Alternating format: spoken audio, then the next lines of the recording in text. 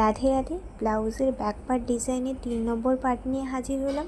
আগের দিন যেখানে শেষ করেছিলাম সেখান থেকেই আজকে শুরু করছি। আর এখানে আমি সুন্দর করে এই ডিজাইনটার ওপর থেকে সেলাই করে দিলাম। তো এবারে চলো আমি গলার দিকে যে ডিজাইনটা আমি বোট নেক বানিয়েছিলাম সেই মার্কিংয়ের উপর থেকেই কিন্তু আমি সেলাইটা করে দিচ্ছি। এরপর শোল্ডার থেকে, আর্মহোল থেকে, সাইড থেকে এবং কোমরের যে অংশটাতে চকের দাগ দেওয়া রয়েছে সেই অংশ বরাবর আমি পুরো ব্লাউজটাতে সেলাই করে দিলাম। অর্থাৎ ব্লাউজের চারপাশটা আমি ভালো করে সেলাই করে দিচ্ছি।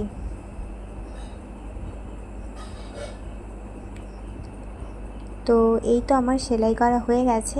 এবারে চলো আমি এটা কাটিং করে দেব, মানে গলার যে অংশটা সেটা আমি কাটিং করব। তার আগে আমি এখানে টেকিং দেব। তো টেকিংয়ের জন্য আমি সাইড থেকে 4.5 ইঞ্চ এবং উপর থেকেও 4.5 ইঞ্চ নিয়ে নিলাম এবং দুই সাইডে মার্কিং করে দিলাম। এবার এই দুই সাইড আমি টেকিংটা ভালো করে দিয়ে দেব।